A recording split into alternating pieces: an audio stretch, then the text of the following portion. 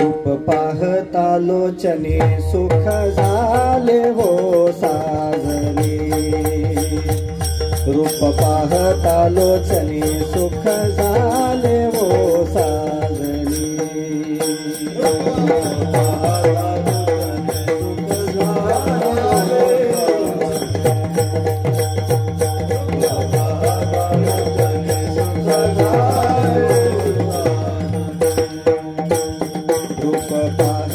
लोचने सुख झाले हो साजने, रूप पाहता लोचने सुख झाले हो साजने, रूप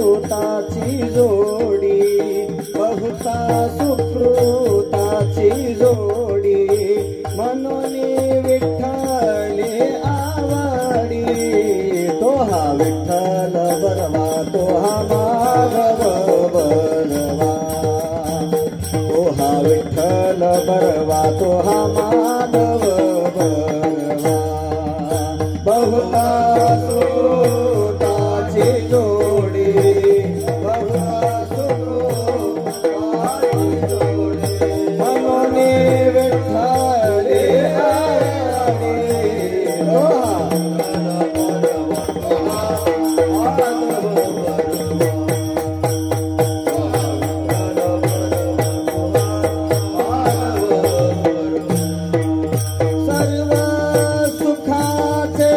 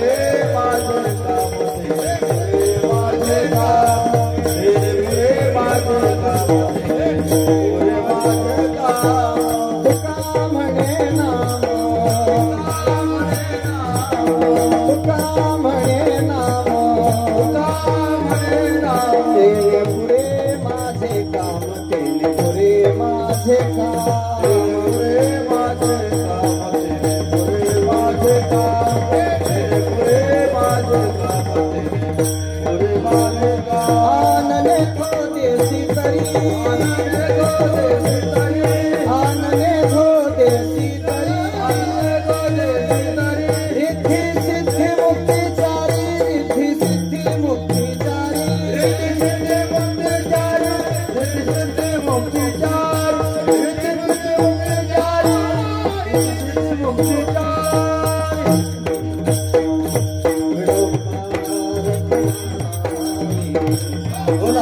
सगळे बोला विठ्ठल विठ्ठल बोला विठ्ठल मारुती भजन करा बोला जय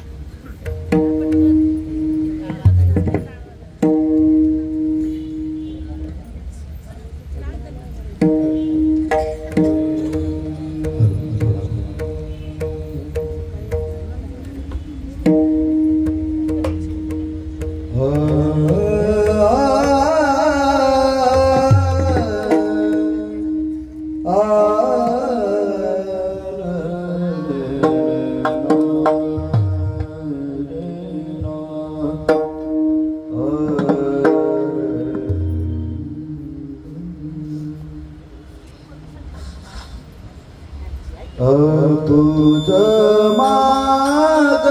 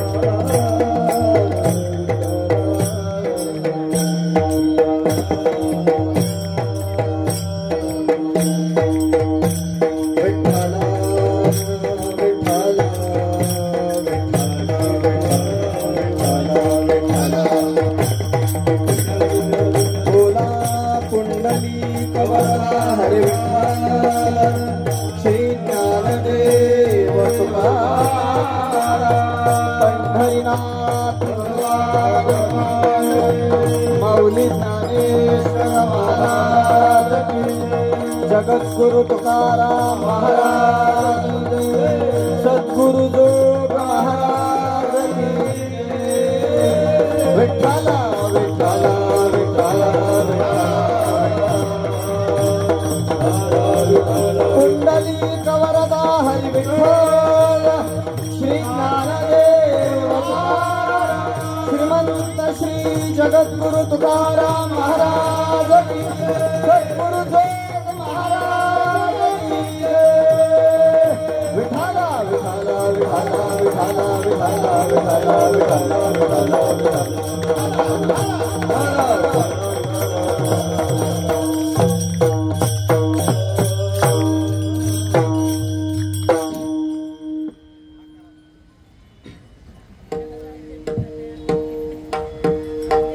तुझ मागणे ते देवा तुझ मागणे ते देवा आम्हा तुझी चरण सेवा आनने खो देसी तरी रिद्धी सिद्धी मुक्तिचारी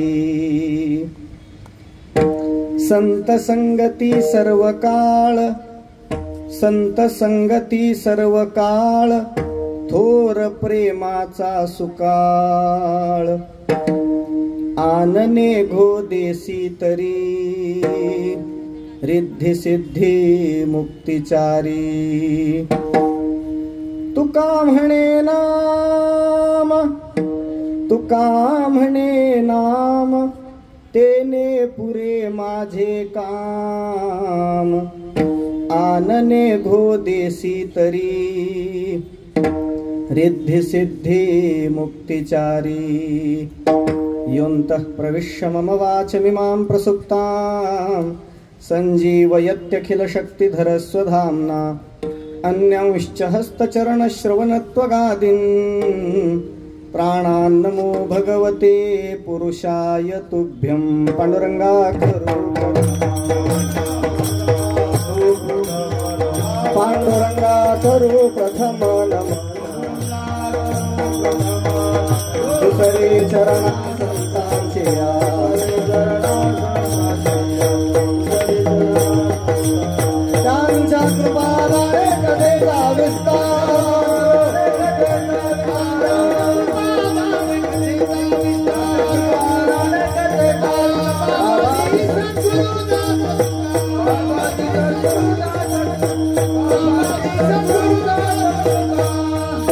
अलंकापुरी रम्य सिंहासनस्थं पदाम्भोज तेजस्फुरद्दिक प्रदेशं विधीन्द्रादिदेवैः सदा स्तूयमानम् समाधिस्थमूर्तिं भजे ज्ञानदेवं नमो ज्ञानेश्वरा नमो ज्ञानेश्वरा निवृत्ति उदारा सोपान देवा मुक्ताबाई नमो त्रिभुवन पावनी आद्यत्रय जननी देवाची हे नमो सद्गुरु तुकया ज्ञानदीपा नमो सद्गुरु सच्चिदानंद रूपा नमो सद्गुरु भक्त कल्याण मूर्ती नमो सद्गुरु भास्करा पूर्ण कीर्ती सेवेला गे सेवक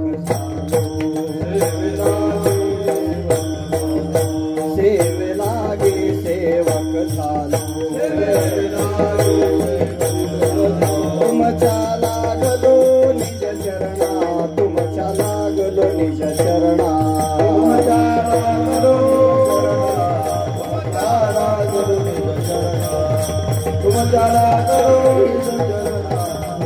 सेवे लागी सेवक झालो सेवे लागी सेवक झालो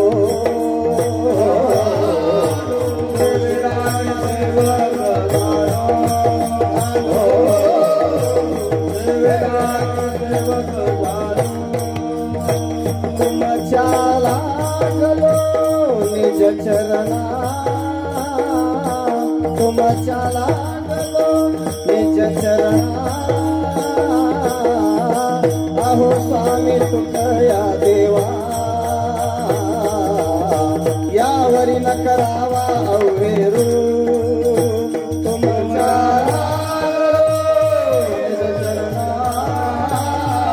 तुमच्या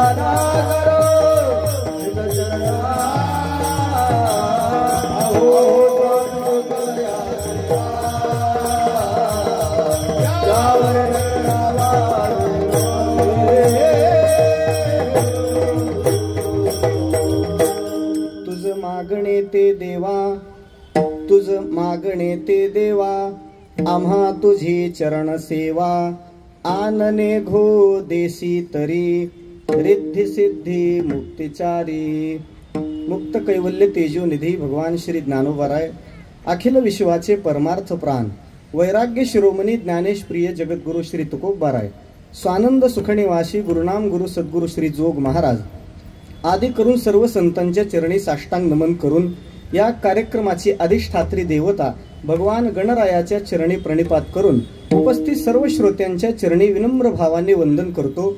या कलशपूर्व कीर्तन सेवेसाठी उपांत्य कीर्तन सेवेसाठी जागराच्या चिंतनासाठी किंवा मागणीच्या कीर्तनासाठी जगद्गुरु श्री तुकोबर यांच्या सकल विश्वाला पावन करणाऱ्या अभंग गाथ्यातील एका 4 चरणाच्या अभंगाची योजना केलेली आहे। आजच्या अभंगातून जगद्गुरु श्री तुकोबाराय आपल्या प्राणप्रिय आणि परम प्रेमास्पद असलेल्या भगवान पंढरीनाथाकडे आपल्या अंतःकरणातील मागण्यांचं निवेदन करत आहेत। विठ्ठला विठ्ठला आवाज विठ्ठला विठ्ठला विठ्ठला विठ्ठला कुंडलिक वरदा हरी विठ्ठल श्री ज्ञानदेव सद्गुरु जोग महाराज की विठ्ठला विठ्ठला विठ्ठला विठ्ठला। अभंगावर काही विवेचन करण्यापूर्वी कार्यक्रमाच्या औचित्याचा परिचय करून देणं माझं कर्तव्य आहे। भगवान गणरायाच्या जयंतीचं पावन अशा प्रकारचं औचित्य साधून समस्त रहिवासी मंडळी सानपाडा यांच्या माध्यमातून गेली 22 वर्षापासून या ठिकाणी अखंड हरिनाम सप्ताह घडून येतो आहे। याही वर्षी मोठ्या आनंदाच्या वातावरणात सप्ताह समारोपाच्या दिशेने वाटचाल करत आलेला आहे आणि आजची उपांत्य दिवसाची चिंतन सेवा समस्त सप्ताह कमिटीच्या माध्यमातून ही सेवा मला प्राप्त झालेली आहे। आजच्या कीर्तन सेवेसाठी वारकरी संप्रदायाची निष्ठेने सेवा करणारी सगळी ईश्वर निष्ठांची मांदियाळी या ठिकाणी जमा आहे। ऐकणारे ग्राहिक श्रोते आहेत। उत्तम अशा प्रकारचा मंडप आहे, सुंदर अशी साऊंड सिस्टीम आहे। एकंदरीत कीर्तनाला अनुकूल अशा वातावरणामध्ये उपलब्ध असलेली वेळ महाराजांच्या अभंगाचं चिंतन करण्यात घालवायची आहे। विठ्ठला विठ्ठला विठ्ठला विठ्ठला विठ्ठला विठ्ठला विठ्ठला संप्रदायाच्या एका नियमाला अनुसरून काल्याच्या पूर्वसंध्येला भगवंताकडे मागणी करणारा अभंग घेतला जावा, हा नियम डोळ्यासमोर ठेवून महाराजांच्या अभंग गाथ्यातला एक अभंग आपल्या समोर ठेवलेला आहे. आजच्या अभंगातून तुकोबारायांनी सामान्यतः 3 प्रकारची मागणी देवाच्या चरणाकडे केलेली पाहायला सापडते. तसं पाहायला गेलं तर मागणी हा वारकरी संप्रदायाला लागलेला कलंक आहे. मागणीचा संतांनी तितका पुरस्कार केलेला कुठेही दिसत नाही. उलट मागणीचा निषेध संत महात्मे बऱ्याच ठिकाणी करताना दिसतात. मागणं व्यवहारातही मनुष्याला प्रतिष्ठा प्राप्त करून देत नाही आणि मागणं अध्यात्मातही मनुष्याचं जीवन परिपूर्ण बनवत नाही. व्यवहारात जर एखादा मनुष्य मागायला लागला तर त्या मनुष्यानं कष्टानं मिळवलेला त्याचा गौरव संपत असतो आणि अध्यात्मात जर एखादा मनुष्य मागायला लागला तर त्याची अपूर्णता सिद्ध होते. विठ्ठला विठ्ठला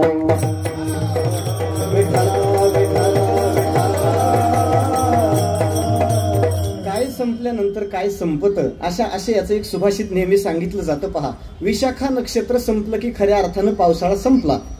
एखाद्या स्त्रीची एकदा प्रसूती झाली की तिच्या ठिकाणी असलेलं लावण्य संपलं. एखाद्या महापुरुषाला काही प्रसंगी जर क्रोध निर्माण झाला तर त्या महापुरुषाला नुसता नमस्कार केला की त्यांचा क्रोध संपून जातो आणि आपण एखाद्याकडे आपल्या इच्छा पूर्तीसाठी मागणी केली की आपला गौरव संपून जातो. विठ्ठला विठ्ठला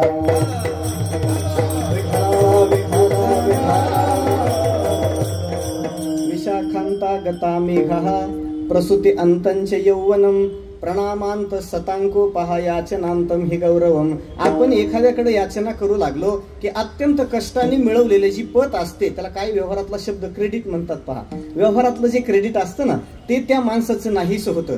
स्वतः भगवान विष्णू जरी असले ते मागण्याकरता जरी प्रवृत्त झाले तरी त्यांना सुद्धा वामन अवतार घ्यावा लागतो. म्हणजे भगवंताच्या व्यापक सत्तेतून देवाला सुद्धा ते मागणं खाली आणणारे. पहा, म्हणून याचना ही मनुष्याचं महत्व सगळ्या बाजूला नष्ट करणारा घटक आहे.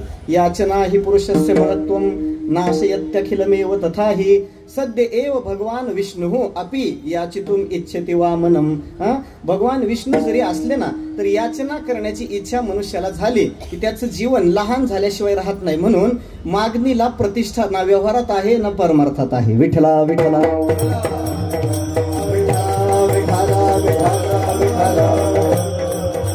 नेमकं मागणी करावी की करू नये असा प्रश्न जर निर्माण झाला तर त्याला उत्तर असं आहे. संतांच्या अभंगाचं जर आपण अवलोकन केलं तर गाथ्यामध्ये तुकोबारांनी काही मागणीचे अभंग केलेले पाहायला सापडतात.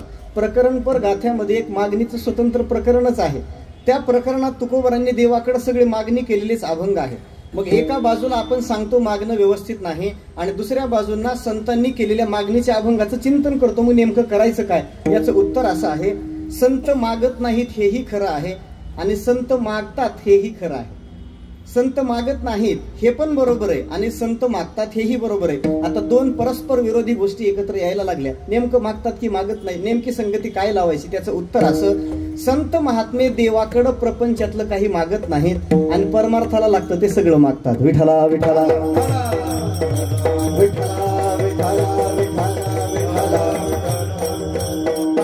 जीवनामध्ये जर काही दैवी सद्गुणांची अपेक्षा एखाद्या साधकाला असेल तर त्याची मागणी भगवंताकडे करणं अनुचित अशा प्रकारचं ठरत नाही. पण संसारिक कामना अंतःकरणात घेऊन जर एखादा देवाकडे मागायला गेला तर त्याचं जीवन निंदनीय ठरतं. पहा, म्हणून न मागणं हे कधीही श्रेयस्कर आहे. आपण जर सगळ्या जगाचा बारकाईने विचार करू गेलो तर जगातल्या सगळ्या माणसांचं वर्गीकरण, त्याला काय शब्द आहे, क्लासिफिकेशन, कॅटेगरायझेशन, जर आपण वेगवेगळं करायचं ठरलं तर जगातली सगळी माणसं आपल्याला 3 प्रकारात विभागून देता येणं शक्य आहे. प्रकाराचे 3 तुका म्हणे केले जन. जगामध्ये 3 प्रकारची माणसं वास्तव्य करतात. त्याच्यातला पहिला प्रकार असा आहे ज्यांच्या दृष्टीनं देव नावाची वस्तू अस्तित्वात नाही. देवाचं अस्तित्व नाकारणाऱ्या लोकांचा पहिला वर्ग आहे. भगवद्गीतेच्या तत्वज्ञानानुसार जर बोलायचं ठरलं तर ज्यांनी अनिश्वरवादाचा स्वीकार केलेला आहे, ईश्वर नाही अशा वादावर जे आरूढ झालेले आहेत, अशा अनिश्वरवादी लोकांचा पहिला वर्ग आहे. पहा, असत्यम प्रतिष्ठम ते जगदाहुरनीश्वरम अपरस्पर संभूतम किमन्यत काम हेतुकम. त्यांनी अनिश्वरवादाचा पुरस्कार केलेला असल्यामुळं अशी माणसं भगवंताचं अस्तित्व मानायला तयार नाहीत. पहा, त्यांच्या दृष्टीनं देव म्हणजे कुठंतरी सांदीत आडगळीला पडलेली वस्तू आहे. पहा, देव धर्म सांदी पडिले सकळ, पडिले सकळ, देव धर्म सांदी पडिले सकळ, पडिले सकळ, देव धर्म सांदी पडिले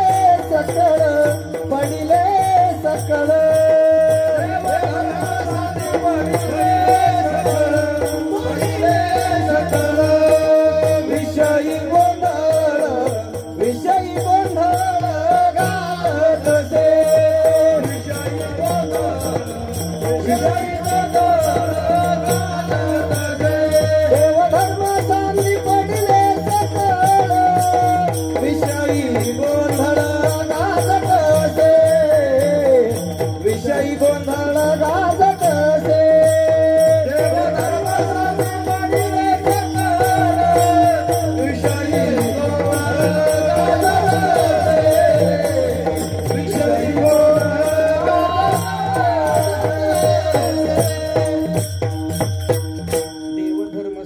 पडिले विषयाचं चरवीत चरवण करण्यामध्ये आयुष्य व्यतीत करणारा हा जीव, पण त्याच्या अंतःकरणात भगवंताच्या अस्तित्वाविषयी श्रद्धाभाव निर्माण होत नाही. विषय ओढी भुलले जीव, आता याची कोण करील नुपजे नारायणी भाव.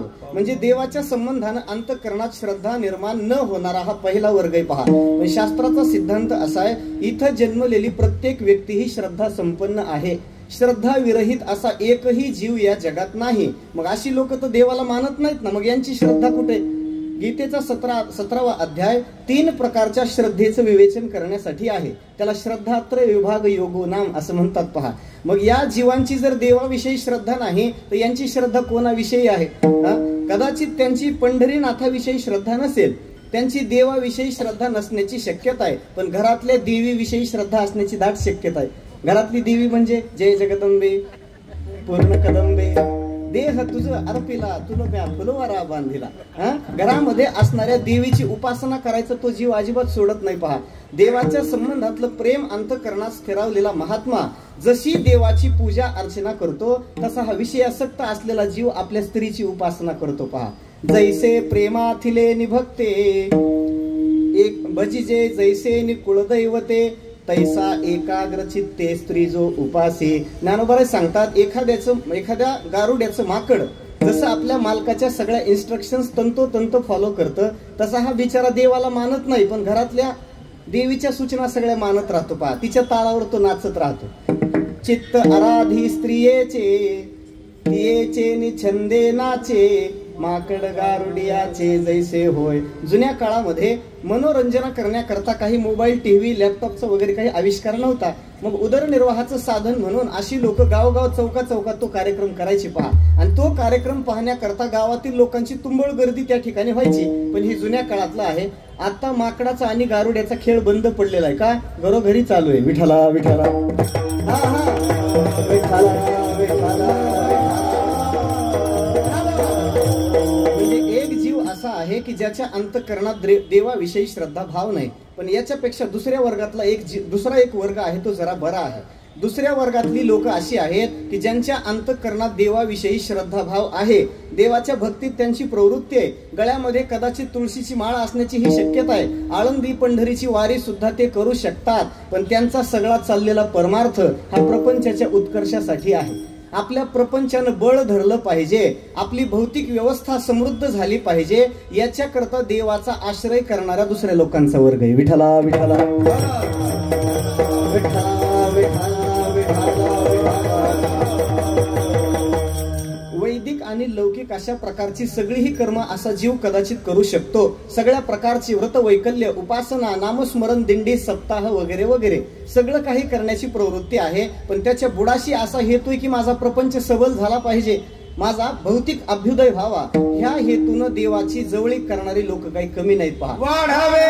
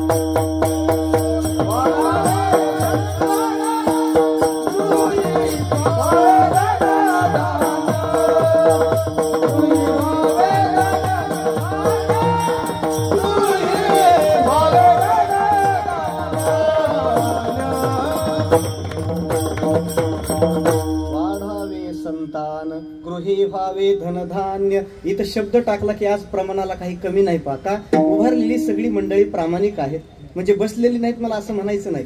प्रामाणिक शब्दाचा अर्थ आहे संतांच्या प्रमाणाला धरून ज्यांचं जगणं वागणं आणि बोलणं आहे त्यांना परमार्थात प्रामाणिक असं म्हणतात. नाहीतरी वारकरी प्रामाणिक असला पाहिजे. कीर्तनकाराच्या बोलण्याला धार असण्यापेक्षा आधार असला पाहिजे. नाही तर काही काहींचं बोलणं म्हणजे प्रधानमंत्री निराधार योजना. विठ्ठला विठ्ठला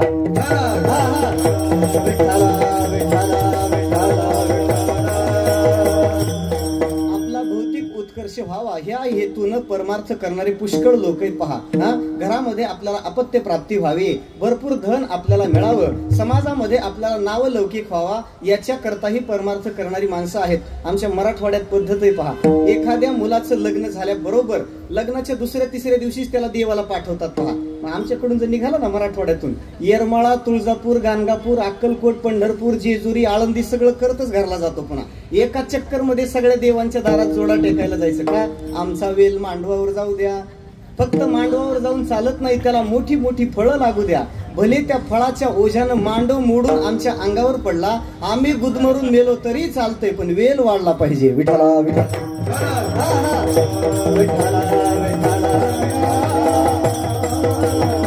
अशी लोक भरपूर परमार्थ करताना दिसत आहेत. पण तुकोबाराय सांगतात त्यांच्या अंतःकरणामध्ये भगवंताच्या भक्तीविषयी आवड आहे, पण त्याही पेक्षा विषयाचं समास्वादन करण्याकरता त्यांचा परमार्थ जास्त चालतो पहा. भक्ती ज्याची थोडी पूर्ण विषयाची गोडी, पूर्ण विषयाची गोडी, पूर्ण विषयाची गोडी. भक्ती ज्याची थोडी पूर्ण विषयाची गोडी, पूर्ण विषयाची गोडी, पूर्ण विषयाची गोडी. भक्ती ज्याची थोडी, भक्ती ज्याची थोडी पूर्ण विषयाची गोडी, पूर्ण विषयाची गोडी, पूर्ण विषयाची गोडी.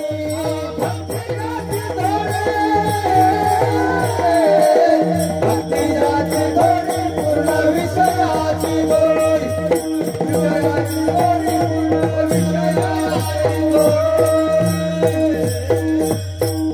थोडीशी भक्ती आहे पण विषयाची जास्त गोडी आहे. मग असा विषय लोलूप असलेला जीव भक्तीची साधना करताना सकृत दर्शनी प्रथम दर्शनी दिसू शकतो, पण महाराज सांगतात त्याच्या अंतःकरणाला विषयाचं प्रेम आहे. मग असा जीव जर सत्यनारायणाच्या पूजेला बसला ना, दोघांनी करावी लागते ती पूजा. मग मला आल्यानंतर ती सत्यनारायणचीच कॅसेट ऐकावं लागली तासभर. ऐका सत्यनारायणा जोरात चालू होतं. मग अशी सत्यनारायणाची समजा त्यांनी पूजा घातली तर दोघांनी ती पूजा करायची असते. मग पूजेला बसल्यानंतर भूदेव त्या यजमानाच्या हातात चार थेंब पाणी टाकतात, 2-3 अक्षदा त्याच्यात टाकल्या जातात आणि एक लांब लचक संकल्प त्याच्याकडून वधवून घेतला जातो पहा. म्हणा मम आत्मनः श्रुती स्मृती पुराणोक्त पुण्यफल प्राप्त्यर्थम अस्माकं सकल कुटुंबानां सपरिवाराणां द्विपदानां चतुष्पादानां आयुः आरोग्य ऐश्वर्य अभिवृद्ध्यर्थम सद्गुरु ज्ञानेश्वर देवता कृपा प्रसाद पूजन महंकरिष्ये. सोडा पाणी आहे का देव बाप्पा कुणी आहे का आपलं? असेल तर ऑटो करेक्शन करून घ्या. मी काही ब्राह्मण नाही, पण हे आळंदीत ऐकून पाठ झालेलं आहे पहा. याचा अर्थ असा आहे भगवंताच्या उपासनेत प्रवृत्ती आहे, पण थोडीशी भक्ती करून देवाकडून जास्त अपेक्षा करणारा हा जीव आहे. देवा माझं रक्षण करा, माझ्या कुटुंबाचं रक्षण करा, माझ्या परिवारावरती कृपादृष्टी असू द्या.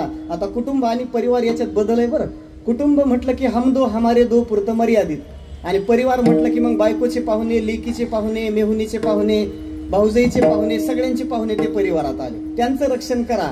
घरातले 2 पायाचे, शेतातले 2 पायाचे, शेतात सुद्धा 2 पायाचे असतात ना. पोल्ट्री फार्मला चांगले दिवस आहेत सध्या. शेतातल्या 2 पायाच्या कोंबड्या, शेतातल्या 4 पायाच्या गाई म्हशी, त्यांचं सुद्धा देवाने रक्षण करायचं. म्हणजे थोडीशी देवाची सेवा करायची आणि त्याच्या डोक्यावर प्रपंचाचं इतकं ओझ द्यायचं. विठ्ठला विठ्ठला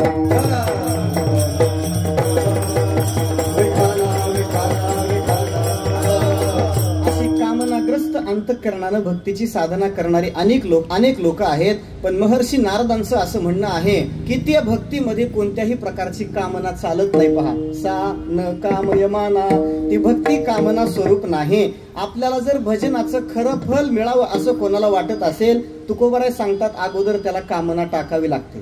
कामनेच्या त्यागे भजनाचा लाभ झाला पद्मनाभ सेवारुनी, झाला पद्मनाभ सेवारुनी कामनेच्या त्यागे भजनाचा लाभ झाला पद्मनाभ सेवारुनी पद्मनाभ सेवारुनी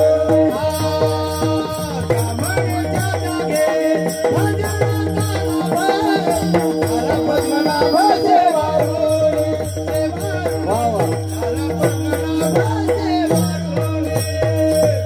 कामनेच्या त्यागे भजनाचा लाभ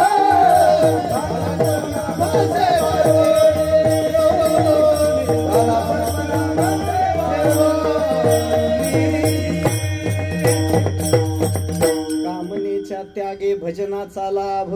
कामनेचा परिपूर्ण रूपानं त्याग केल्याशिवाय भजनाचं खरं फल मिळत नाही. म्हणून परमार्थ करत असताना अंतःकरणातल्या प्रपंच विषयक सगळ्या कामना सोडून द्याव्या लागतात, तर परमार्थ होण्याची शक्यता आहे. अलीकडं थोडंसं विपरीत चिन्ह दिसतंय नाही का. प्रपंच करणाऱ्या लोकांपेक्षा तथाकथित परमार्थ सांगणाऱ्या लोकांच्याच अंतःकरणातल्या प्रपंचाच्या कामना जास्त वाढलेले दिसतात. पण हे परमार्थाच्या फलप्राप्तीच्या दृष्टीनं अनुचित गोष्ट आहे. काम क्रोध लोभ हे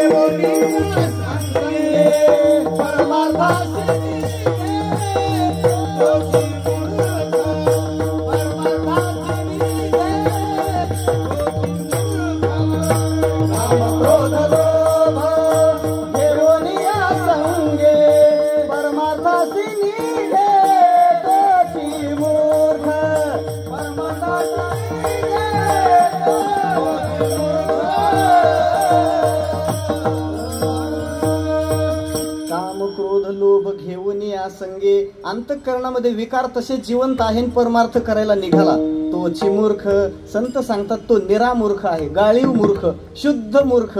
त्याच्यासारखा दुसरा मूर्ख कोणी नाही. म्हणून परमार्थाची साधना करत असताना अंतःकरण निर्दुष्ट होणं, अंतःकरण निर्वासन होणं, निष्काम होणं जास्त गरजेचं आहे. पण ह्या दुसऱ्या प्रकारातला वर्ग हा कामनेमध्ये थोडासा अडकलेला आहे. पण याही पेक्षा एक तिसऱ्या टप्प्यावरचा वर्ग आहे जो सर्वश्रेष्ठ आहे, ज्यांच्या अंतःकरणामध्ये प्रपंचविषयी कुठली कामना तर नाहीच नाही, पण आपलं सगळं जीवन सुद्धा परमात्म्याच्या चरणावरती निवेदित करण्याची यांची तयारी आहे. हा तिसरा वर्ग म्हणजे सर्वश्रेष्ठ असणाऱ्या हरिभक्त मंडळींचा आहे. हे हरिभक्त असणारे थोर सत्पुरुष संत मंडळी आपला सगळा प्रपंच, आपलं सगळं जीवन देवाच्या चरणावर निवेदित करूनही देवाकडून कशाचीही अपेक्षा करत नाहीत. पहा, परमार्थाची साधना करत असताना श्रेष्ठ पुरुषांकडून होणाऱ्या समर्पणाचे शास्त्रकारांनी 3 प्रकार केलेत. पहा, त्याच्यातलं पहिलं समर्पण असतं त्याला वस्तूचं समर्पण म्हणतात, दुसरं समर्पण असतं त्याला क्रियेचं समर्पण म्हणतात, आणि तिसरं समर्पण असतं त्याला तत्वाचं समर्पण असं म्हणतात. आपल्याकडे असलेल्या सगळ्या वस्तू देवाला द्याव्या लागतात. आहे ते सकळ कृष्णासी अर्पण, न कळता मन दुजे भावे. आपल्याकडे असलेल्या सगळ्या वस्तू देवाला देऊन टाकायच्या. वस्तू समर्पणाचा प्रकार जर भगवद्गीतेत पाहायचा झाला, सगळ्यांचा श्लोक पाठ आहे. पहा, पत्रम पुष्पम फलम तोयम यो मे भक्त्या प्रयच्छति तदहम भक्तिपरतम अश्नामी प्रयतात्मनः. व्यवहारामध्ये आपल्याकडे जे काही असेल अशा सगळ्या वस्तू देवाच्या चरणावर अर्पण करणं हे भक्तीची पहिली पायरी. पण वस्तूच्या समर्पणापेक्षा श्रेष्ठ समर्पण असतं त्याला क्रियेचं समर्पण म्हणतात. आपल्या देह संघाताकडून होणाऱ्या क्रिया सुद्धा देवाला द्याव्या लागतात. मग क्रिया समर्पण जर गीतेत बघायचं झालं तर आता उच्चारलेल्या श्लोकाच्या अगदी पुढचा श्लोक, त्याच्या पुढच्या श्लोकात भगवान क्रिया समर्पण बोलून दाखवतात. यत्करोषि यदश्नासी यज्जुहोषि ददासी यत्तपस्यसि कौन्तेय तत्कुरुष्व मदर्पणम. अर्जुना, तुझ्याकडून जे काही क्रिया होतील त्या सगळ्या क्रिया तू अनुष्ठानात घे आणि शेवटी त्या सगळ्या मला समर्पित कर. याचा अर्थ असा आहे, समर्पणाच्या टप्प्यामध्ये दुसरं समर्पण आहे ते क्रियेचं आहे. क्रिया समर्पणाचं फार महत्व आहे. पहा, आपल्याकडून होणाऱ्या ज्या काही क्रिया असतील त्या सगळ्या क्रिया देवाच्या चरणावर अर्पण केल्या पाहिजे. विठ्ठला विठ्ठला.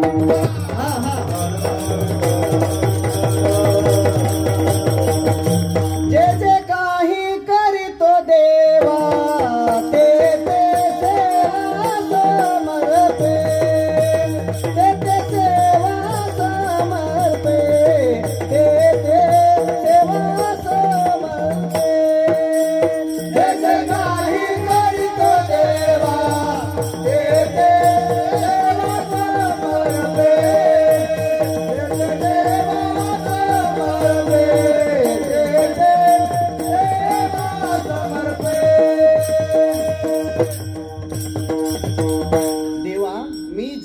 नाही करीतो ते ते सेवा समर्पे.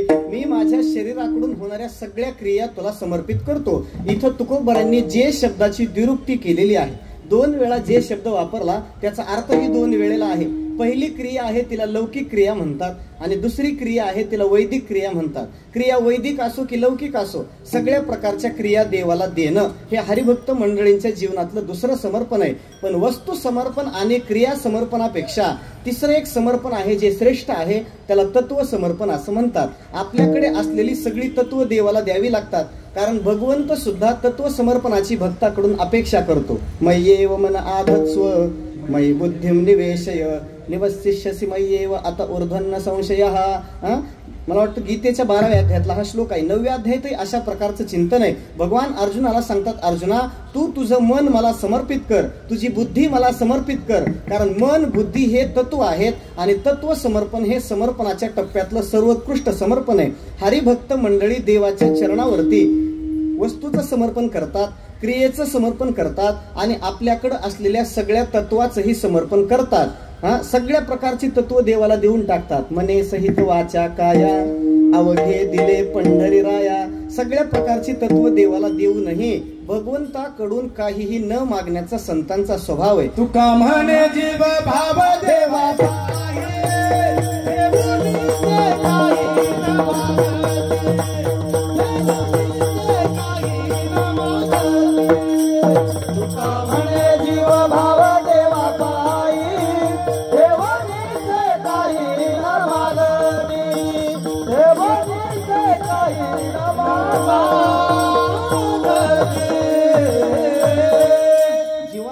अत्यंत दुर्मिळ असलेली वस्तू सुद्धा संत महात्मे देवाच्या चरणावर वाहून टाकतात. तुका म्हणे बळी जीव दिला, जीव पाया तळी बळी दिला. संतांनी आपला जीव सुद्धा देवाच्या चरणावर वाहून टाकला, पण देवाकडून प्रपंचातलं काही मागितलं नाही. पा मग जो मनुष्य देवाकडून काही न घेता देवाच्या सेवेत प्रवृत्त झालेला असेल, त्या माणसाचं त्या भक्ताच्या सेवेचं ओझ होईल की नाही देवाच्या डोक्यावर. मग तुकोबरांसारखे संत थोर सत्पुरुष महात्मे ज्यावेळेस पंढरीनाथाच्या दर्शनाला जातात, त्यावेळेस पंढरीनाथ परमात्म्याला सुद्धा मान खाली घालून उभं राहावं लागतं.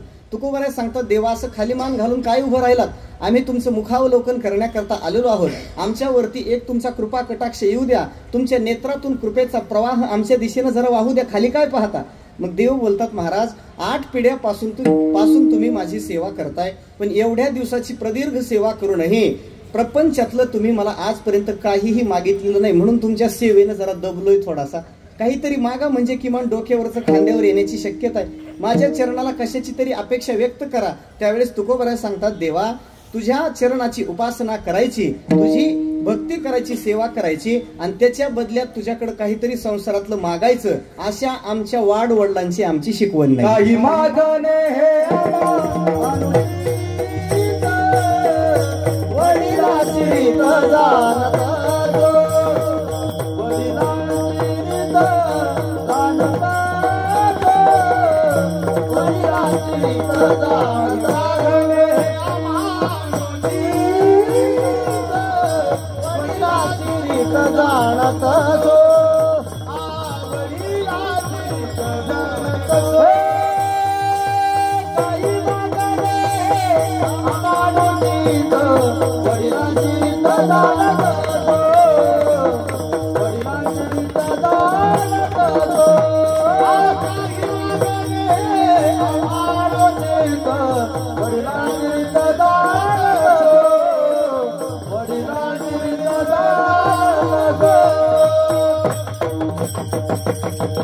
काही मागणे हे आम्हा अनुचित. महाराज सांगतात, देवा तुझ्याकडं प्रपंचातलं काही मागणं हे आमच्यासाठी उचित नाही का?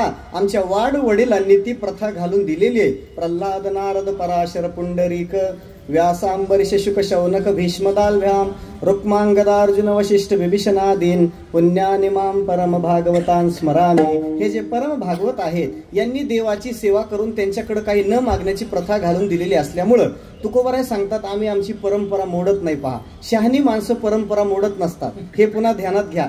अलीकडे परंपरेच्या विरोधात जाऊन काही विद्रोही वागणाऱ्याला लोक फॉरवर्ड म्हणतात. पहा, त्याला काय शब्द आहे अलीकडे? पुरोगामी. परंपरेच्या विरोधात जाऊन केलं की पुरोगामित्वाचा अवडंबर करणारी व्यवहारांमध्ये बरीचशी लोक आहेत. तसा पुरोगामी शब्दाचा अर्थ फार चांगला आहे. पुरतः गमयती, असं त्याचा आपल्याला व्युत्पत्तीनं अर्थ पाहता येतो. पुरतः गमयती, जो पुढं चाललेला आहे त्याला पुरोगामी म्हणतात. पुढं म्हणजे कुठं? ज्ञानाने, आस्थेने, बुद्धीने, विवेकाने, श्रद्धेने, विचाराने आणि प्रेमाने ज्याचं अंतःकरण पुढे जातं त्याला पुरोगामी म्हणतात. इथं आपले सगळे उद्योग खड्ड्यात जाण्याचे तरीही पुरोगामी. विठ्ठला विठ्ठला,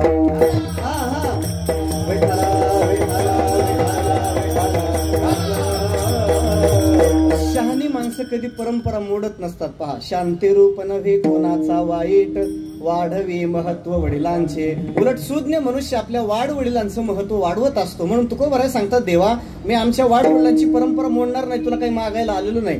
पण भगवान जास्त आग्रह करू लागले, नाही तुकोबाराय तुम्ही काहीतरी मागितलं पाहिजे, तुम्हाला ती अपेक्षा नाही हे मला मान्य आहे, पण देव प्रसन्न झाल्यानंतर देवाला काय मागितलं पाहिजे याचं ज्ञान जगाला होण्याकरता तरी मागून दाखवा, आहे की नाही. तुम्ही माझ्याकडे काही मागणी केल्यानंतर तुम्हाला आदर्श मानून परमार्थ करणारी जी मंडळी आहेत त्यांना देवाकडे काय मागितलं पाहिजे याचं ज्ञान होण्याची शक्यता आहे. म्हणून माझा आग्रह आहे म्हणून काहीतरी मागा. आणि मग मोठ्या माणसाचा जास्त जर आग्रह व्हायला लागला तर त्यांचा मान ठेवावा लागतो. म्हणून परमात्म्याचा मान ठेवण्याकरता म्हणून तुकोबाराय देवाला मागायला प्रवृत्त होतात. पहिल्या चरणात तुझं मागणे ते दे,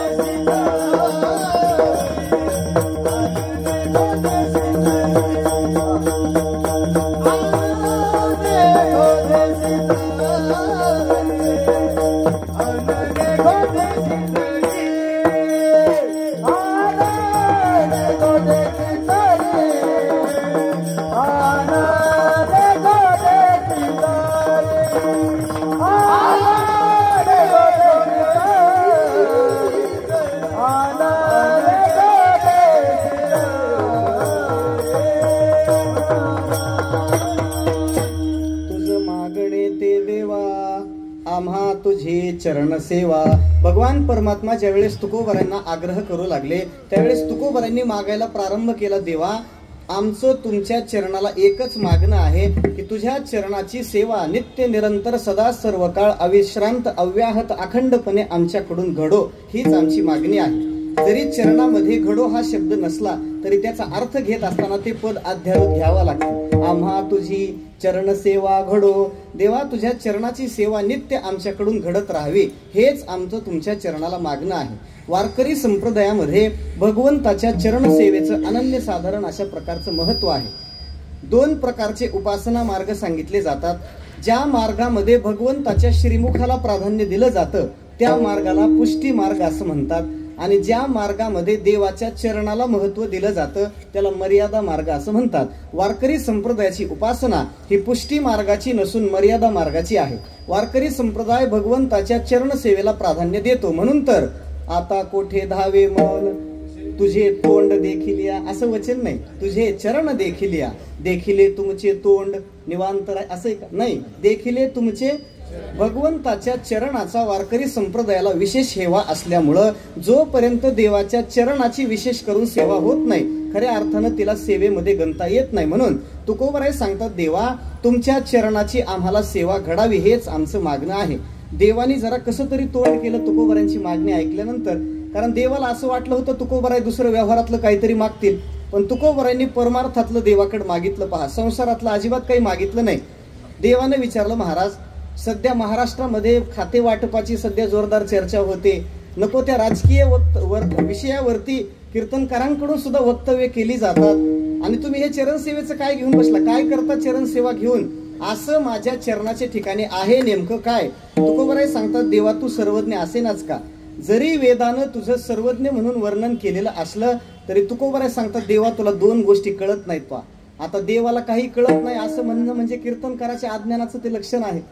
कारण परमात्मा सर्वज्ञ आहे की नाही? यस सर्वज्ञ हा सर्ववित यस्य ज्ञानमयं तपः, अतीत अनागत आणि वर्तमान तीनही काळाचं ज्ञान एक समयावच्छेदानं ज्याच्याकडे आहे त्याला देव म्हणतात.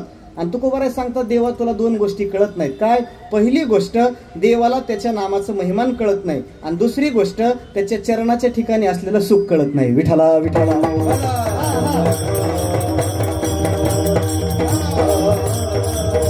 तुकोबराय ज्यावेळेस अनेक वेळेला मागू लागले, देवा तुझ्या चरण सेवेची आम्हाला अपेक्षा आहे, त्यावेळेस देवाने विचारलं, महाराज माझ्या चरणाच्या ठिकाणी नेमकं आहे काय?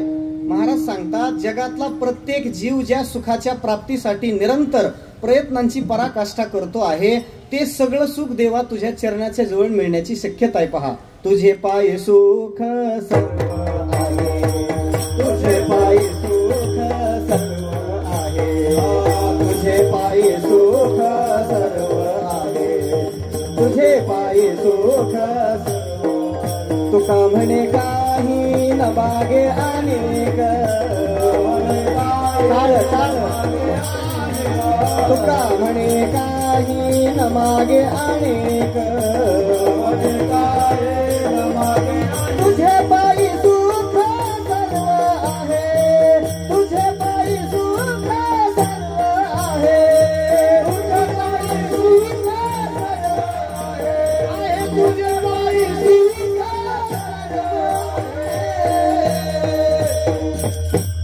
देवा तुझे पाये सुख सर्व आहे, सुख वसे तुझे पाये, मज ठेवे तेच ठाये. परमात्म्याच्या चरणाजवळ अनंत सुखाचा सर्व सुखाचा लाभ होत असल्यामुळं तुकोबराय सांगतात, देवा तुझ्या चरणाच्या ठिकाणी सुख आहे. परमात्म्यालाही एकदा असं वाटलं आपल्या चरणाजवळ खरंच काहीतरी सुख असलं पाहिजे.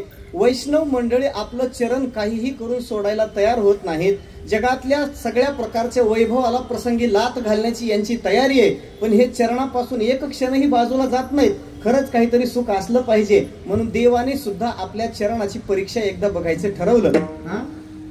प्रलयाच्या समयाचं एक चित्र दाखवलं जातं. पहा, सगळी सृष्टी जलमय झालेली आहे, सगळा एकार्णव झाला, तरंग बुडाला अशी अवस्था झालेली आहे आणि भगवान एका वडाच्या पानावरती बालमुकुंदाच्या रूपामध्ये प्रगट झालेले आहेत. भगवंतांनी आपल्या दोन्ही हस्तकमलांनी आपले करकमल आपले पदकमल पकडलेले आहेत आणि ते पदकमल चरण कमल भगवान आपल्या मुखकमलात प्रविष्ट करत आहेत. असं चित्र आपल्या घरोघरी लावलेलं असतं की नाही?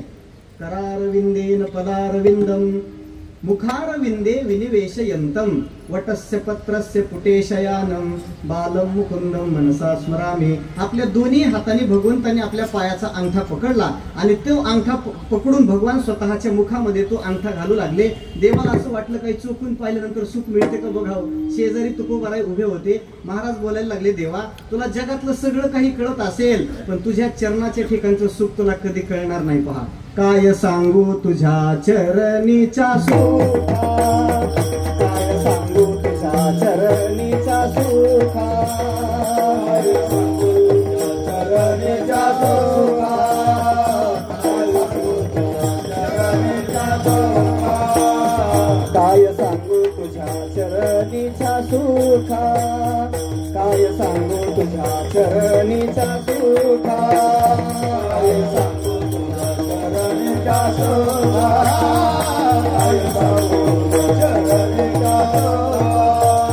अनुभव ठाऊका नाही तुझा अनुभव ठाऊका नाही तुझं नाही तुझं बोलत आहे कैसे वाटे खरेपण बोलत आहे कैसे वाटे खरेपण अनुभव ठाऊका नाही तुझं अनुभव ठाऊका नाही तुझं नाही तुझं बोलत आहे कैसे वाटे खरेपण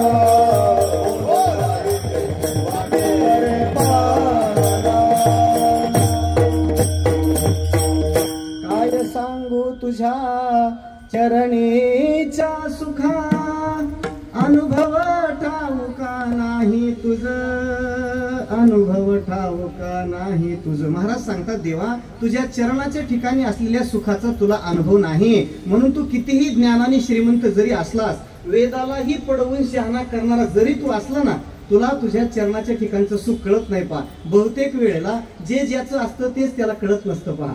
अति परिचयात अवज्ञा म्हणतात त्याला. आपल्या अत्यंत समीप असलेली आपलीच वस्तू माणसाच्या कधी ध्यानात येत नाही पहा. डोळा सगळ्या जगाचं दर्शन करतो पण डोळ्याला आपल्या पापणीच्या खाली लावलेलं काजळ कधी दिसत नाही पहा.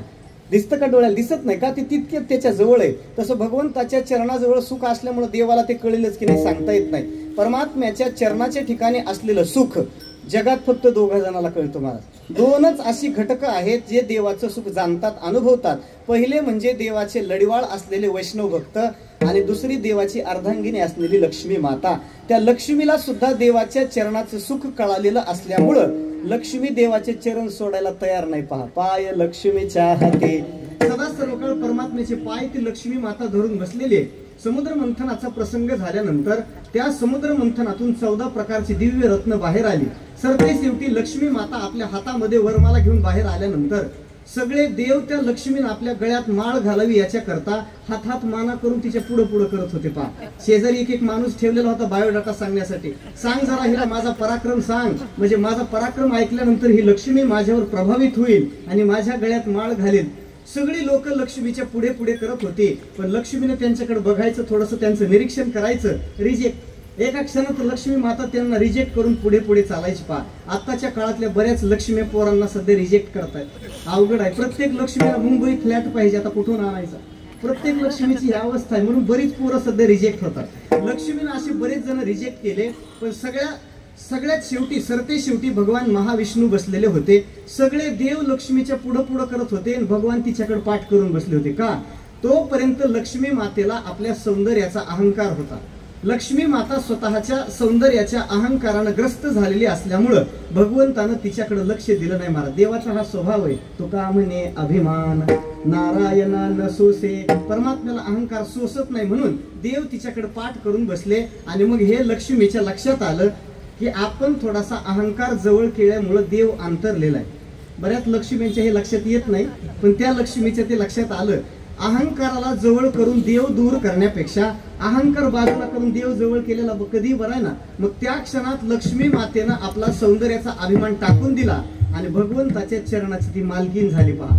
मग सर्वस्वे करुणी सेवा अभिमान सांडवनी पांडवा पाय धुवावयाच्या दैवा पात्र झाले. आपला अहंकार लक्ष्मी मातेनं टाकून दिला आणि भगवंताच्या चरण सुखाची तिला प्राप्ती झाली. विठ्ठला विठ्ठला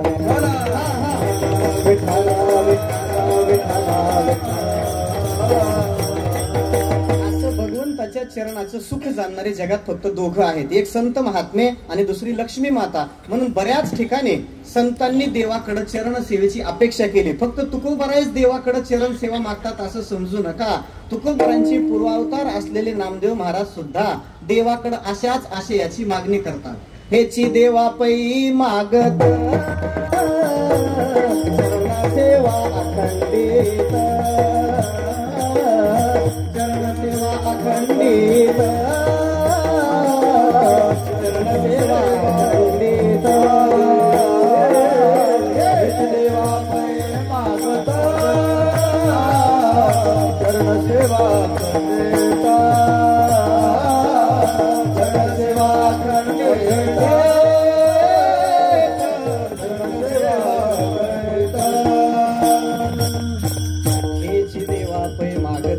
नामदेवरायांचं सुद्धा तेच मागणे, देवा तुझ्या चरणाची अखंड सेवा घडावी. आणि सगळ्या संतांच्या मागणीत एक वाक्यता आहे. अनेक अभंगात तुकोबारायांनी देवाकडे चरण सेवेची मागणी केली. तुकोबाराय सांगतात, देवा मला कितीही जन्म दुःख भोगण्याची वेळ माझ्यावर जरी आली तरी सुद्धा मी ते भोगायला तयार आहे, पण जन्मांतरे मज तैसे देई देवा, जेने चरण सेवा घडे तुझी. कदाचित तुझ्या चरणाची सेवा करण्याकरता देवा मला हे आयुष्य जर कमी पडलं ना तर मी पुन्हा येईन. घेईन मी जन्म याच्यासाठी तुझी चरण सेवा साधावया,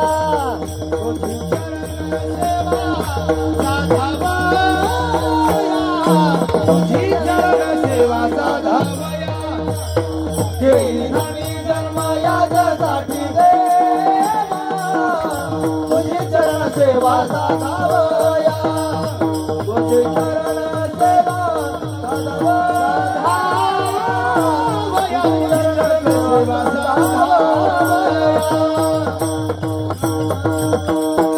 तुकोबाराय सांगतात, देवा तुझी चरण सेवा साधावया, मी जन्म घेईन. याचा अर्थ असा आहे, मी पुन्हा येईनचा उद्घोष करणारे पहिले तुकोबाराय आहेत. त्यांचं स्लोगन राजकारण्यांनी चोरलेलं आहे, विठ्ठला विठ्ठला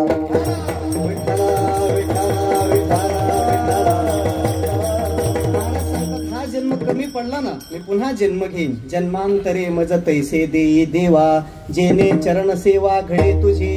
अनेक जन्म यातना सहन करण्याची माझी तयारी देवा, पण तुझ्या चरणाची सेवा घडली पाहिजे. मग जन्मामध्ये काही सुख असतं का महाराज? जगातल्या सगळ्या दुःखाचा प्रारंभ जन्मापासून जर होत असेल तर तुकोबाराय जन्म घेईन असं कसं म्हणतात? त्याचं उत्तर असं आहे, श्रेष्ठ फलाचा जर लाभ होत असेल ना तर मनुष्य त्याच्या तुलनेमध्ये प्राप्त होणारं दुःख सुद्धा पचवतो महाराज. जास्त जर फल मिळत असेल तर थोड्या दुःखाकडे माणसाचं लक्ष जात नाही, जास्त फलाकडे लक्ष जातं. नाथ महाराजांनी त्याला भागवतामध्ये गोड उदाहरण दिले पहा. जुन्या काळामध्ये शेतकरी वर्ग पक्ष्यांपासून आपल्या धान्याचं रक्षण व्हावं याच्याकरिता पाखरं राखायचे. आपल्या मराठवाड्यातला शब्द आहे. कारण काही पक्षापासून पिकाला धोका असतो आणि काही पक्षापासून देशाला असतो. विठ्ठला विठ्ठला विठ्ठला विठ्ठला विठ्ठला विठ्ठला विठ्ठला. म्हणून ते पीक जे आलेलं हातातोंडाशी आलेलं पीक पाखरांनी वाटोळं करू नये याच्याकरिता जुनी माणसं ती गोफण हातामध्ये घेऊन पाखरांपासून पिकाचं रक्षण करायची पहा. मग एक असा शेतकरी आपल्या ज्वारीच्या कडेला उभा राहून त्या पिकाचं रक्षण करत होता आणि मग त्याच्यामध्ये दगड घालायचा, फिरवून मारायचा, असा त्याचा प्रकार असतो. पण तो शेतकरी जरा सधन होता. कदाचित नेत्यांचा संबंध आल्यामुळे जास्त जमीन त्यांनी कुठेतरी घेतली असावी रोडच्या कडेला. असं होतं ना, नेत्याचा संबंध आला की 4000 कोटीची प्रॉपर्टी सुद्धा होते. विठ्ठला विठ्ठला विठ्ठला विठ्ठला विठ्ठला. गोपनीत घालून दगड मारत नव्हता. सोन्याचे असे दगड तयार केले त्यांनी. असे सोन्याच्या असं गोल गोल दगडाच्या आकाराचा सोन्याचा एक गोळा तयार करायचा आणि गोपनीत घालून तो मारायचा. गोपनीत घालून दगड मारायचं त्याचं काम चालू असताना जेव्हा त्या ज्वारीच्या शेताच्या शेजारून एक माणूस निघालेला, नेमकं त्याच्या पाठीत तो सोन्याचा दगड बसला पहा. पाठीत दगड लागल्याबरोबर जोर जोरात किंचाळायला लागला आणि खाली बसून ओरडायला लागला, देवा मेलो, वाचव वाचव, ओरडायला लागला. पण तेवढ्यात लागलेल्या दगडाकडे त्याचं लक्ष गेलं पहा आणि त्याच्या लक्षात आलं हा दगड नसून सोन्याचा आहे. मग तो तिकून ओरडायला लागला, अजून 2-4 येऊ द्या, हरकत नाही. का? थोडीशी दगड पाठीमध्ये खाली तरी हरकत नाही, पण सोन्याचा लाभ आहे ना. गोफणीचा सुवर्ण पाषाण लागलिया दुःख होय दारुण, तोच ओळखलिया दान, दुःख जावोनी सुख वाटे. आपल्याला लागलेला दगड हा दगड नसून सोनं आहे असं कळाल्यानंतर जसं ते दुःख पचवून मनुष्य जास्त फलाकडे लक्ष देतो, तसं तुकोबाराय सांगतात, देवा तुझ्या चरण सेवेत जर आम्हाला जास्त सुख मिळणार असेल, जन्माचं दुःख भोगायला तयार आहे. विठ्ठला विठ्ठला.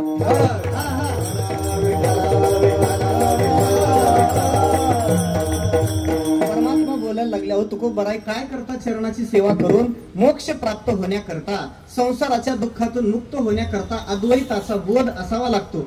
म्हणून मी तुमच्या चरणामध्ये अद्वैताचं ज्ञान टाकतो, ब्रह्मज्ञान तुमच्या पदरामध्ये घालतो. फक्त चरण सेवेचा हट्ट सोडा. तुकोबाराय सांगतात, आमचं त्या अद्वैताच्या बोधामध्ये समाधान नाही पहा. आम्हाला देवा तुझ्या चरण सेवेचीच प्रीती आहे.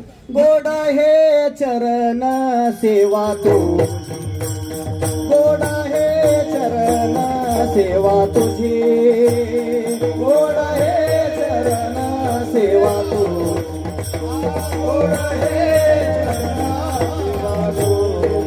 अद्वैती सोना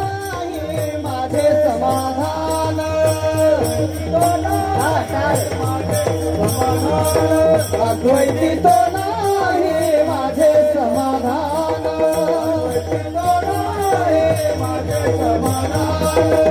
गोड हे चरण सेवा तुझी, गोड हे चरण सेवा तुझी, गोड हे चरण सेवा तुझी, गोड हे चरण सेवा तुझी,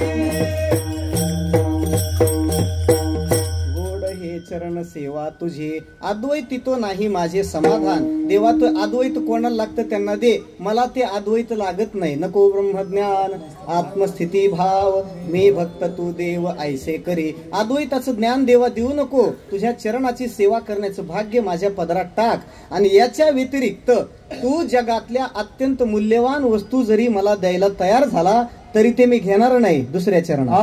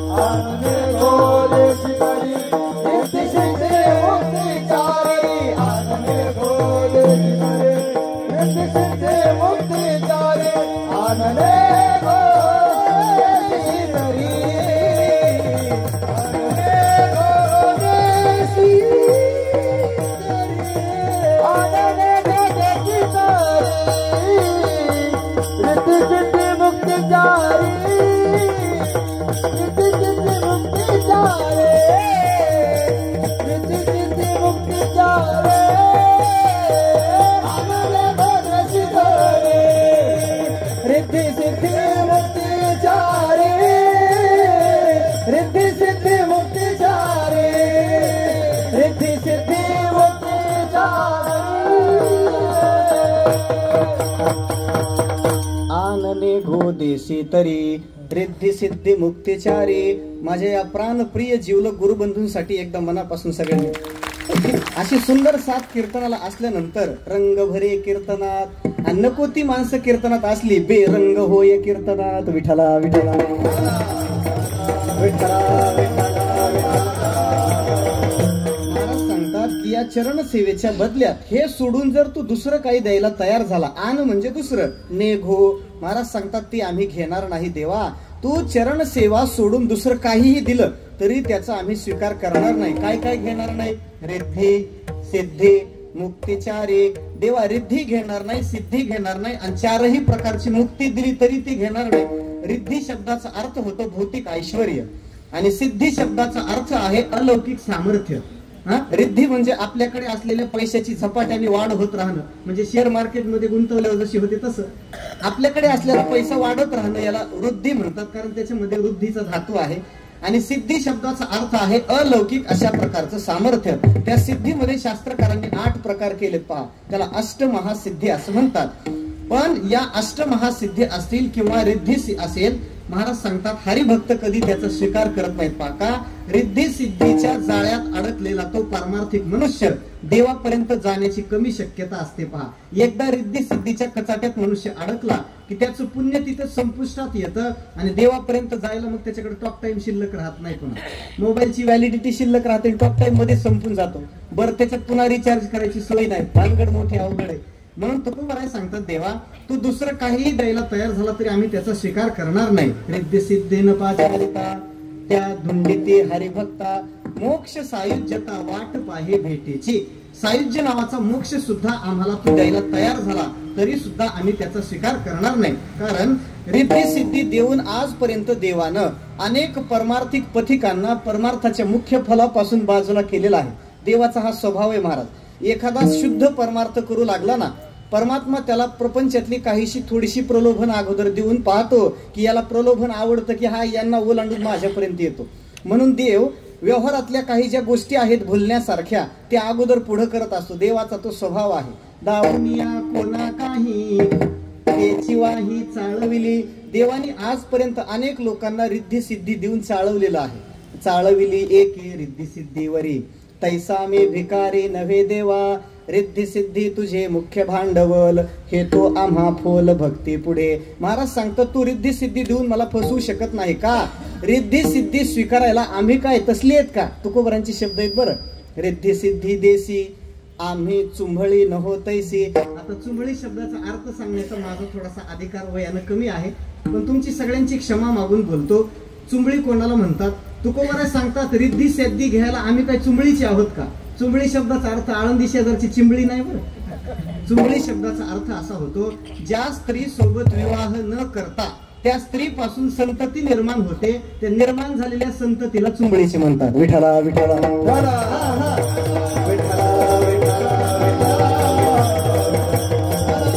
महाराज सांगतात आम्ही का तसली आहेत का? ते रिद्धी सिद्धीमध्ये देवा तो आम्हाला गुंतवू शकत नाही, आम्ही त्याचा स्वीकार करणार नाही का? सिद्धीला पिसे कोण दया पुसे नेले राजहंसे पाने काय. सिद्धीचा स्वीकार करणार नाही. बर, याच्या पुढे जाऊन श्रेष्ठ परम प्रयोजन म्हणून ज्या मुक्तीचा विचार शास्त्रकारांनी बोलून दाखवला अशा चारही प्रकारच्या मुक्ती देवा तू द्यायला तयार झाला, घेणार नाही. रिद्धी सिद्धी मुक्तीचारी चारही प्रकारचा मोक्ष जरी देवाने दिला तरी संत महात्मे त्याला नको म्हणतात. पहा तसा तत्वज्ञानानं सांगितलेला मोक्ष एकच आहे, सायुज्य मोक्ष. पण भक्तीमध्ये पुन्हा त्याच्या 3 प्रकारचे मोक्ष आणखी ऍड केलेले आहेत. आपल्याकडे 4 मोक्ष सांगितले जातात. देवाची द्वारी तेने मुक्ती चारी साधेल्या 4 प्रकारचे मुक्ती आहेत ना. मग या 4 प्रकारचे मुक्ती कोणत्या त्याचा विचार करण्यासाठी फार शास्त्र बघण्याची गरज नाही. अत्यंत लघुकाय असणारा पण अर्थ गंभीर आणि सागरासारखी खोली असलेला ज्ञानोबारांचा हरिपाठ जर आपण बारकाईने पाहिला तर हरिपाठ नावाच्या एका ग्रंथामध्ये ज्ञानोबाराय 4ही प्रकारच्या मुक्तीचा विचार बोलून दाखवतात. सलोकता, समीपता, स्वरूपता आणि सायुज्यता हे मोक्षाचे 4 प्रकार आहेत आणि हे 4ही प्रकार ज्ञानोबाराय हरिपाठात सांगतात. पहा, पहिली मुक्ती आहे सलोकता. सलोकता शब्दाचा अर्थ होतो भगवान ज्या लोकांमध्ये वास्तव्य करतात. भगवान कुठे राहतात? वैकुंठात. त्या वैकुंठ लोकांमध्ये राहायला मिळणं याला सलोकता मुक्ती म्हणतात. ही मुक्ती सुद्धा ज्ञानोबाराय सांगतात. पहा, तेने वैकुंठ भुवनी घर केले ज्ञानदेवा ध्यानी रामकृष्ण म्हणे वैकुंठ भुवनी घर केले. वैकुंठाचं भुवन घर म्हणून मिळणं ही सलोकता मुक्ती आहे. याच्या पुढे आहे त्याला समीपता मुक्ती असं म्हणतात. देवाच्या घरी राहायला जाणं वेगळं आणि देवाच्या जवळ जायला जाणं वेगळं. देवाच्या घरी वैकुंठामध्ये अनेक लोक राहतात पण जवळ कमी राहतात. पहा, देवाच्या जवळ जायला भेटणं हे आणखी त्याच्यात भाग्य आहे. बऱ्याच हरिभक्तांना सलोकता मुक्तीच्या नंतर येणारी समीपता मुक्ती सुद्धा मिळते. पहा, नित्यने मनामी ते प्राणी दुर्लभ लक्ष्मी वल्लभतया. लक्ष्मीचा वल्लभ असलेला प्राणप्रिय भगवान तो त्या हरिभक्तांच्या जवळ आहे म्हणजे समीपता मुक्ती आहे. तिसरी मुक्ती आहे स्वरूपता. देवाच्या सारखं रूप प्राप्त होणं. भगवान जसा चतुर्भुज आहे तसा तो हरिभक्तही चतुर्भुज होतो. हरिभक्त चतुर्भुज होतो म्हणजे त्याचं लग्न होतं असं नाही बरं. लग्न झालेल्यालाही चतुर्भुज म्हणतात पण तो तेवढ्यावर थांबत नाही. पुन्हा षडभुज ऐश्वर्य संपन्न, अष्टभुज ऐश्वर्य संपन्न होतो पुन्हा म्हणजे 2-2 मुलं होतात त्याला. ते चतुर्भुज होणं नाही. देवाच्या सारखे 4 हात, शंखचक्र, पद्म आणि गदा ही सगळी आयुध मिळणं याला स्वरूपता मुक्ती म्हणतात. मातृपितृभ्राता सगोत्र अपार चतुर्भुज नर होऊन ठेले ही स्वरूपता मुक्ती आहे. आणि सरते शेवटी सायुज्य नावाचा मोक्ष म्हणजे परमात्म्याच्या स्वरूपाशी एकरूप होणं हा मोक्ष सुद्धा ज्ञानोबाराय बोलून दाखवतात. पहा, मोक्ष रेखे आला भाग्य विनाट, मोक्ष रेखे आला भाग्य विनाटला, मोक्ष रेखे आला भाग्य विनाटला, मोक्ष रेखे आला भाग्य विनाटला. साधूचा अंकिला हरिभक्त, साधूचा अंकिला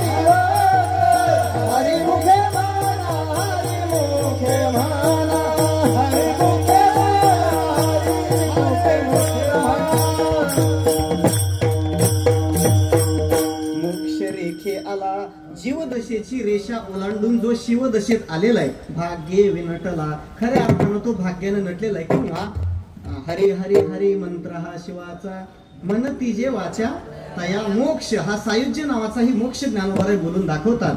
चारही प्रकारचा मोक्ष देवा तू दिला ना, आनने घो, आम्ही त्याचा स्वीकार करणार नाही. श्रीमद भागवतामध्ये कपिलाचार्यांनी आपल्या मातेला 5 प्रकारचा मोक्ष सांगितलेला आहे. आपण हे 4 प्रकार तर नेहमी पाहतो. कपिलाचार्यांनी त्याच्यात आणखी एक मोक्ष जोडलेला आहे. पहा, त्याला सारष्टी नावाचा मोक्ष असं म्हणतात. म्हणजे देवाच्या सारखं ऐश्वर्य प्राप्त होणं. देवाचं जितकं ऐश्वर्य आहे की नाही, तेवढंच ऐश्वर्य जरी त्या हरिभक्ताला मिळालं तरी ते स्वीकारत नाहीत. पहा, सारष्टी सालोक्य सारूप्य सारूप्य सामिप्य एकत्वम दीयमानम न गृह्णन्ति विना मत्सेवनम जनः. 5ही प्रकारचा मोक्ष देवाने जरी दिला तरी ते हरिभक्त देवाकडून मोक्ष घ्यायला तयार होत नाहीत. ते सांगतात, देवा आम्हाला मोक्ष देऊ नको, आमची तुझ्या चरणाला विनंती आहे. पांडुरंगा काही ऐकावे मात न करावे मुक्त आता. म्हणजे देवा मला मुक्त करू नको, माझी तुझ्या चरणाला विनंती आहे. देवा ऐके हे विनंती,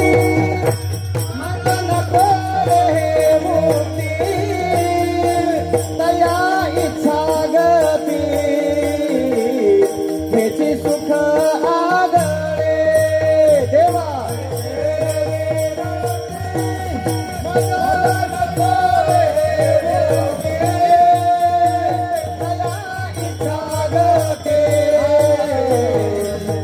सुख आगळे.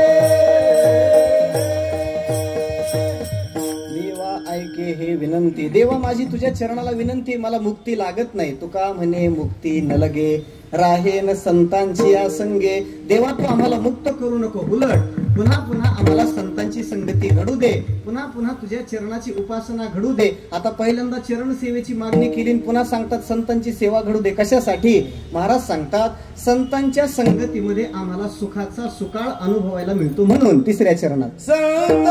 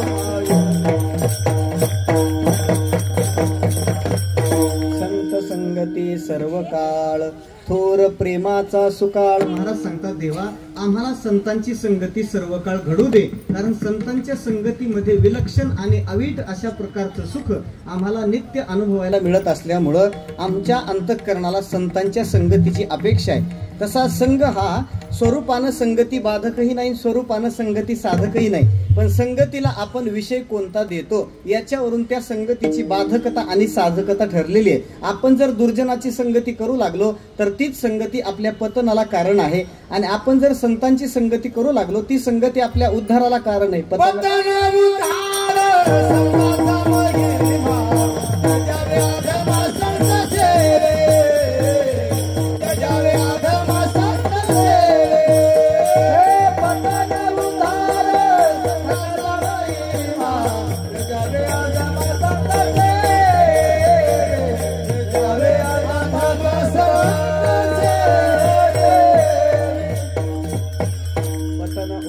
संघाचा महिमा. संगती आपल्या उद्धाराला आणि पतनाला कारण होत असल्यामुळं संगतीचा विषय माणसाने चाणाक्षपणे निवडला पाहिजे. नाहीतर भीष्माचार्यांसारखा कठोर व्रत करणारा भगवंताचा अत्यंत निष्ठावान भक्त, आजन्म ब्रह्मचारी व्रत स्वीकारणारे भीष्माचार्य, आयुष्यात केलेली प्रतिज्ञा कधी न मोडणारे इतके कठोर तपस्वी असलेले, पण त्या भीष्माचार्याच्या अंतःकरणाला सुद्धा उत्तर नावाच्या विराटाच्या नगरीमध्ये असलेल्या पांडव तिथं राहत असल्यामुळं त्यांच्या गायी चोरून आणायची बुद्धी भीष्माचार्याला व्हावी का?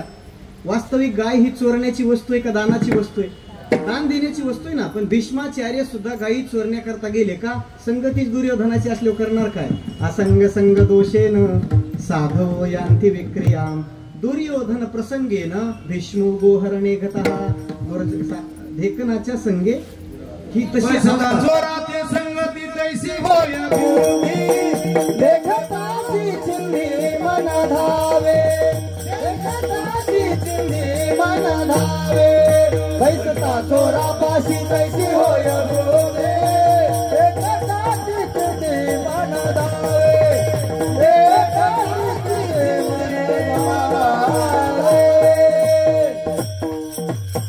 जैसी संगत वैसी रंगत म्हणतात, म्हणून संगतीचा विषय चांगला असला पाहिजे.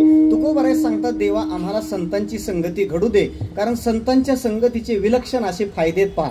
संतांच्या संगतीचा नेमका काय फायदा आहे इतर ठिकाणी कुठे शोधत बसण्यापेक्षा भर्तृहरींच्या नीती शतकातल्या एका सुभाषिताचा विचार केला. एका सुभाषितामध्ये भर्तृहरींनी संतांच्या संगतीचे 6 फायदे आपल्याला सांगितलेत पहा. जाढ्यम धियो हरति सिंचति वाचि सत्यम मानोन्नतिम दिशति पापम अपह करोति चेतः प्रसादयति दिक्षु तनोति कीर्तिम सत्संगती कथय किन्न करोति पुंसा.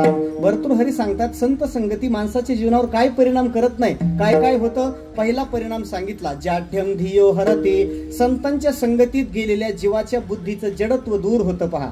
म्हणजे बुद्धीच्या ठिकाणी असणारी जडता दूर होऊन त्या व्यक्तीची बुद्धी चाणाक्ष होते. अवज्याचा आणि बुद्धीचा दुरान्वयानंही कधी संबंध आला नाही त्याला रेडा असं म्हणतात. त्या रेड्याचा आणि फक्त ज्ञानोबारांचा एकदा संबंध आला तर त्या रेड्यासाठी आपल्याला स्वतंत्र मंदिर बांधावं लागतं. पुन्हा त्यांना रेडा म्हणून चालत नाही, रेडेश्वर महाराज की जय म्हणावं लागतं. का? ज्ञानोबारांचा स्पर्श त्यांच्या जीवनाला झाल्यामुळं जाढ्यम धियो हरते त्यांच्या मुखामधून वेदाच्या रुच्या प्रगट व्हाव्या इतकं सामर्थ्य निर्माण होतं. संतांच्या संगतीत गेलेल्या जीवाची बुद्धी चांगली होती. जाढ्यम धियो हरते. पुढचा परिणाम सांगितला सिंचति वाचि सत्यम. संतांच्या संगतीत गेलेल्या जीव सदा सर्व काळ सत्य बोलतो पहा. त्याचं बोलणं सत्य, वागणं सत्य, त्याचे विचार सत्याच्या अधिष्ठानावर आधारित असतात. सिंचति वाचि सत्यम मानोन्नतिम दिशती. संतांच्या संगतीत गेलेल्या जीवाची सगळ्या 10 दिशेला त्याचा मान होतो पहा. कुठेही जाऊ दे त्याला मान होतो. जायते थे पावे मान चाले बोलिले वचन. संतांच्या संगतीत गेलेल्या फक्त माणसाचाच मान होतो अशातला काही भाग नाही. जे जनावर संतांच्या संगतीत जातं त्या जनावराला सुद्धा किंमत येते पहा. ज्ञानोबरांच्या पालखी सोहळ्यात पुढे घोडे असतात पहा. घोडे, अश्व. ज्ञानोबरांचा अश्व असतो. किती माता माऊले त्या घोड्याच्या पाया पडत असतील बरं वारीत. बरं जी माऊली घरी नवऱ्याच्या पाया पडत नाही तीच वारीला गेल्यावर घोड्याच्या पडते का? तिला माहिती आहे घरचं गाढव आहे म्हणून. विठाला विठाला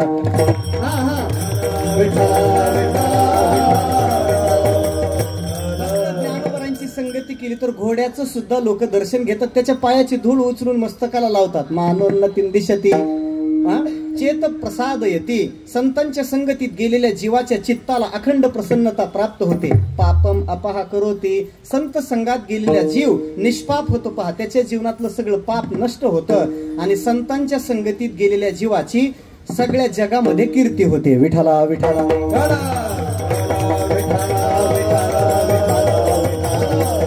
अशी संतांची संगती अनेक फल देण्याच्या कामात समर्थ असल्यामुळं संत संगती सर्व काळ थोर प्रेमाचा सुकाळ देवा. पहिली मागणी आहे तुझ्या चरणाची सेवा घडू दे, दुसरी मागणी आहे संतांची संगत घडू दे आणि तिसरं आहे की सदा सर्व काळ तुझं नाम आमच्या मुखात राहू दे. त्याचं कारण असं, तुझं नाम एकदा मुखामध्ये स्थिर झालं, अंतःकरणामध्ये नामानं आश्रय केला की जगातली कोणतीच गोष्ट पुन्हा असाध्य राहत नाही. आमचे सगळे मनोरथ फक्त एका नामानच सिद्धीला जाणार असल्यामुळं नामाचीही साधना आमच्याकडून घडू दे. शेवटच्या चरणात तुका म्हणे तुका म्हणे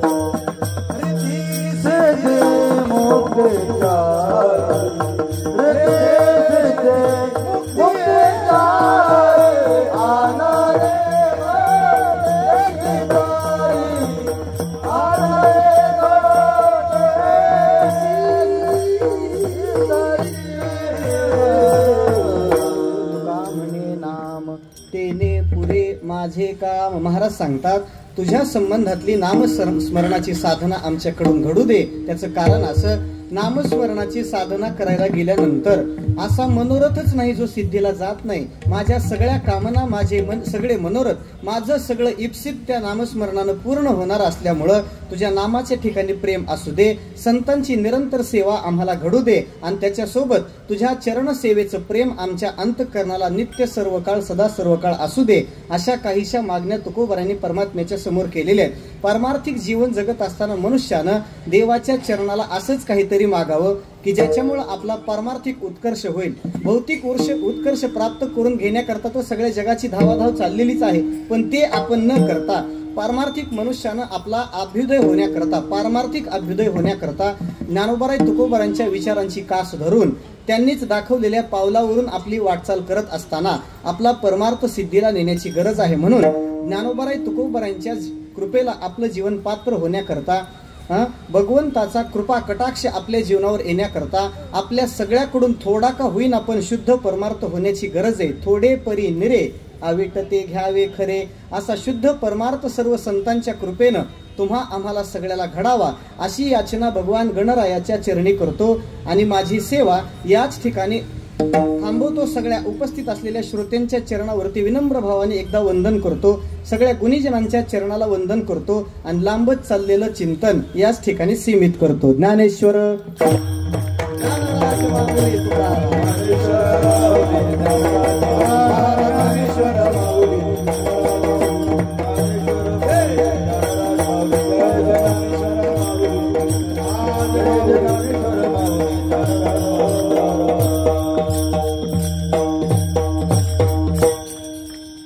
मागणे ते देवा आम्हा तुझे चरण सेवा, आनने घो देसी तरी रिद्धी सिद्धी मुक्तिचारी. यथामथी यथा अवकाश नियोजित वेळेमध्ये अभंगावर बोलण्याचा प्रयत्न केला. याच्यातलं जे शास्त्र संवादी चिंतन असेल ते आमच्या वारकरी शिक्षण संस्थेच्या ब्रह्मनिष्ठ गुरुजनांचा कृपाप्रसाद आणि माझे गुरुवर्य हरिभक्तीपरायण परमपूज्य सद्गुरू श्री चंद्रशेखरजी महाराज देगलूरकर आणि गाथा मूर्ती रामभाऊजी महाराज राऊत या दोन महात्म्यांच्या चरणाजवळ बसून श्री क्षेत्र पंढरपूर या ठिकाणी 9 वर्ष चातुर्मास ऐकण्याचा योग आला. म्हणून गुरुवर यांच्या कृपेनं जेवढं बोलता येईल तेवढं बोलण्याचा प्रयत्न केला.